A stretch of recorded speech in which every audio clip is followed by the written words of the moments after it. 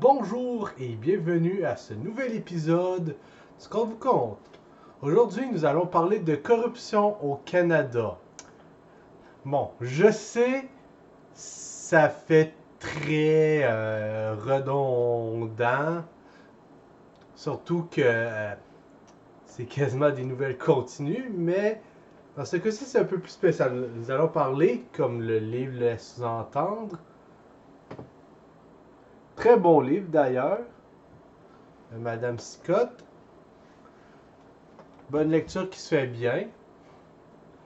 Et donc, nous allons parler de la corruption au 19e siècle. Et disons qu'il y a une petite anecdote assez spéciale qui s'en vient. Mais bref, restons à la corruption au temps des patriotes. Donc, à cette époque-là, histoire de faire le portrait pour ceux qui ne se connaissent pas en histoire canadienne, le Canada est sous le joug des forces du mal, donc l'Angleterre. Et à ce moment-là, il y a des pseudo-parlements qui n'ont aucun pouvoir, qui sont juste là pour voter les finances des taxes au bon plaisir, des gens qui possèdent vraiment le pouvoir. Et là, on arrive vraiment dans la corruption, car à ce moment-là, le Canada est divisé en deux, le Haut et le Bas Canada. Rappelons, c'est la première moitié du 19e siècle. Donc, avant qu'ils rajoutent d'autres provinces par la suite, qui fusionnent le tout. Donc, à ce moment-là, on a le Haut et le Bas Canada, qui correspondent à l'Ontario et au Québec. Et ces deux endroits sont sous le contrôle de gens peu recommandables. Dans le Haut-Canada, nous avons le Family Compact, qu'on pourrait quasiment renommer Népotisme incorporé. Histoire de vous donner une idée, est-ce que ces gens-là ont la moindre parcelle de bien en eux? Non, ils sont corrompus jusqu'à l'os. Et ils font le plus de trucs louches possible. Au Québec, encore dans le Bas-Canada, on a la clique du château.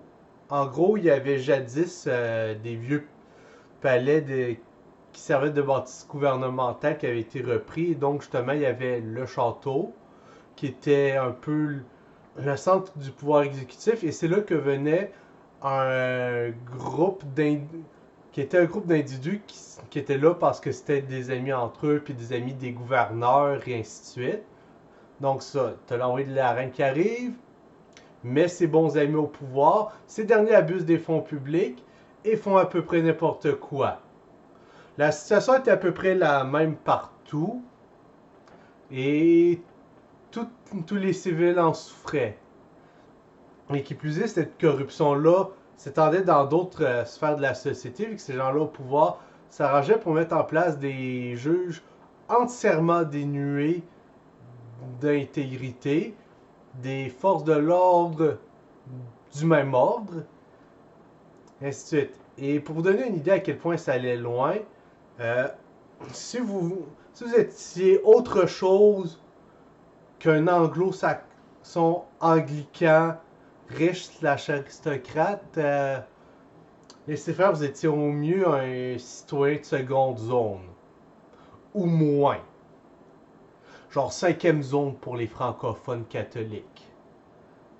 Et pour les autochtones, même pas citoyens. Donc, c'est dire. Et donc, justement, si vous ne faisiez pas partie de cette première catégorie, eh bien, vous étiez... C'était la marque pour vous. Vous vouliez faire une compagnie, ça virait mal. Et d'ailleurs, si vous aviez par hasard un bateau à vapeur que vous vouliez utiliser pour travailler le long du fleuve et ramener de la marchandise aux des gens, alors ce qui se passait, c'était que des anglo-saxons anglicans riches, ayant leur propre bateau à vapeur, allaient vous foncer dessus, créer une collision avec des dégâts, et ils avaient des faux témoins professionnels qui allaient témoigner devant vous, devant des juges corrompus, pour vous faire porter le blâme et vous ruiner. Ça marchait, c'était très commun comme coutume, et ça a d'ailleurs mené les francophones à développer d'autres techniques pour traverser le fleuve, dont entre autres les bateaux à cheval, ou sensiblement utilisant le même genre de technologie qu'avec un moulin.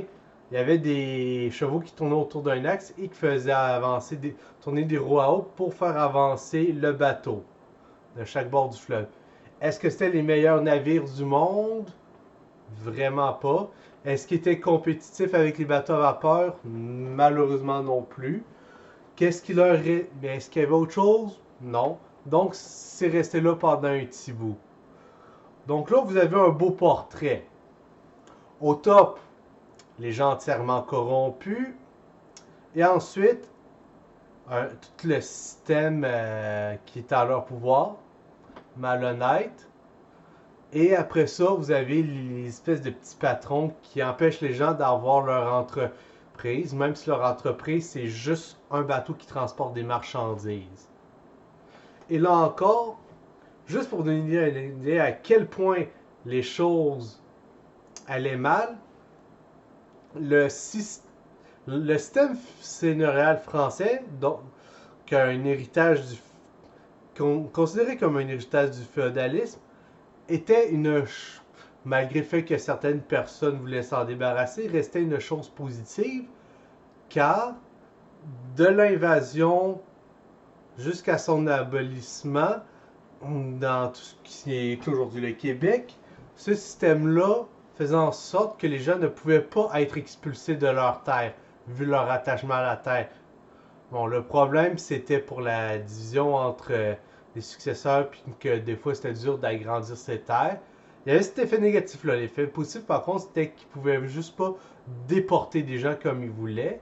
Ce qui a grandement fait chier les Anglais, parce que ces derniers ne pouvaient plus évicter les gens et faire de la spéculation sur les terres, créant ainsi une bulle qui aurait éclaté, un peu comme ce qu'on voit présentement au Québec, avec la pandémie, tous les gens qui s'en vont en banlieue, ils achètent des terres vu qu'ils ont de l'argent, qui ont fait gonfler le prix des terrains, ce qui fait que si, par exemple, vous vouliez avoir une érablière ou un terrain ou une nouvelle maison, ben maintenant, le prix qui augmente de beaucoup trop, puis que, ça valait 300 000, c'est intéressant, non, c'est à 600. Donc, le genre de bulle qu'on a présentement, c'est quelque chose de similaire, voire pire, qui a été empêché.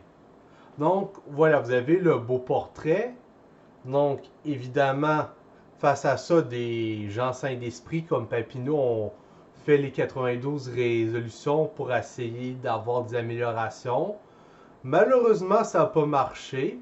Et ensuite, il y a eu les événements avec les Patriotes. Et d'ailleurs, fait très intéressant, même les anglophones du Haut-Canada, dans le bas peuple, étaient d'accord que ça allait trop loin. Eux autres aussi, l'idée de se débarrasser du Family Compact, ils trouvaient ça bien, puis ils trouvaient que Papineau, il était sensiblement bien. Donc voilà, juste pour donner l'idée que c'était tellement mal, vous aviez des anglophones puis des francophones qui s'entendaient sur quelque chose. Bon, ça, c'était contre l'ennemi commun de la couronne et ses laquais. Mais bon, détail. Maintenant, revenant à la petite anecdote qui montre à quel point les choses allaient mal. Un groupe de gens qui étaient protégés, donc dans la catégorie des anglo-saxons anglicans, vous aviez ce qui s'appelait des ultra-tories. Donc, ce concept-là, pour vous donner, c'est pas nécessairement le plus évident pour tout le monde à comprendre c'est quoi une ultra-torie à l'époque. Si vous vivez aux États-Unis, ça serait l'équivalent des WASP, mais en pire. Pour les autres, eh bien, comme vous vous en doutez, avec le reste, donc, suprémacistes anglo-saxons, on pourrait quasiment les comparer à des orques. Et, en fait, avec l'anecdote que je voulais vous faire, le fait est que quand que je dis que c'est dur à bien expliqué, c'est que surtout que c'est dur à expliquer sans atteindre le point Godwin. Le mieux que je peux faire, c'est le point Godwin inversé des historiens français, sur lequel je viendrai prochainement. Et donc, voilà. Ce que ces gens-là avaient fait, outre des tentatives de meurtre qui sont restées impunies, euh, les différentes choses de milices qu'on verrait dans, entre autres, certains groupuscules d'extrême droite aux États-Unis, et différentes choses de même qu'on voit par-ci par-là. Ces derniers, après toutes les destructions des Patriotes, ils sont allés encore plus loin. En gros, ce qui s'est passé, c'est les Patriotes se révoltent de façon tout à fait légitime. Malheureusement, ça marche pas, entre autres parce que le nombre de personnes qui s'étaient soulevées n'était pas assez pour réussir à gagner dans des contre les Anglais qui se battaient à l'anglaise, donc en s'assurant d'être mieux armés, plus nombreux, et ainsi de suite que tous leurs adversaires. Mais ils ont quand même, les Patriotes ont quand même gagné quelques petites batailles au travers, malgré le fait d'avoir tous les désavantages. Puis le pire, c'est qu'il y a quelques trucs qui auraient pu varier, qui auraient pu faire gagner Force du Bien, mais je m'égare. Mais bref, beaucoup de destructions sont faites. Arrive un nouveau gouverneur. Ce gouverneur-là est moins raciste que les précédents et surtout est moins raciste que les ultra-tories. Qu'est-ce qu'il fait?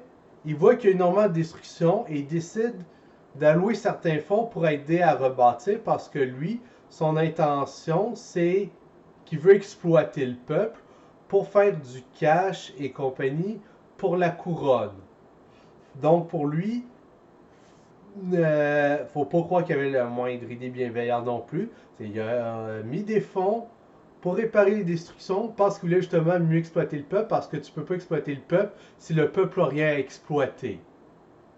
Les ultra-tories, eux autres, ont trouvé ça offensant parce que donner de l'argent pour aider autre chose qu'eux-mêmes, c'est horrible. Et par conséquent, en 1843, désolé, lapsus par rapport à l'événement similaire, 1843, ces derniers ont incendié le Parlement canadien. Ensuite, qui était d'ailleurs à Montréal à l'époque. Ensuite, un autre a été construit. La couronne a fait, on pourrait reconstruire le Parlement à Montréal. Sinon, il y a Québec, qui est une belle ville, une capitale historique. Ou alors, on peut prendre un village un peu crétin avec des bûcherons de mauvaise qualité par rapport, puis essayer d'en faire une nouvelle capitale. Ils ont choisi la dernière option et c'est comme ça que Ottawa est devenue la capitale du Canada. Et donc, quand que je disais que c'est dur d'en parler d'eux sans parler du point Godwin, eh bien, voyez-vous, 90 ans après, on a eu l'eau. On a eu des gens qui brûlent des parlements, c'est pas arrivé souvent. En gros, dans les 2 derniers siècles, un peu plus, il y a 3 centres de gouvernement associés à la démocratie qui sont connus pour avoir été incendiés. Donc, il y a la Maison Blanche originelle, ou c'était le capitaine originel, qui avait été brûlé par les Anglais durant la guerre de 1812. La chose que Trump avait reproché aux Canadiens en tort. Ça a été fait par les Anglais. Il y a le Parlement du Canada qui a été brûlé par les ultra-tories, donc les suprémacistes anglo-saxons. Et, troisièmement, en 90 ans après le Parlement canadien, se fait autour du Reichstag, qui était le Parlement allemand, en 1933. Bon, là, ce coup-ci, oui, a été fait pour... désolé, j'avais un point dans l'œil. Donc, en 1933, il a été brûlé. Vous savez qui l'a brûlé. Vous voyez pourquoi c'est dur de faire des comparaisons sans que ça vire mal côté argumentation. Quoique là, par contre, oui, il y avait l'attaque à la démocratie, mais aussi le fait que les national-socialistes allemands voulaient blâmer les communistes pour justement faire leur répression parce que tous les marxistes haïssent la face. Mais bon, c'est du niaisage de Fouquet. Donc, c'est ça, c'est comment...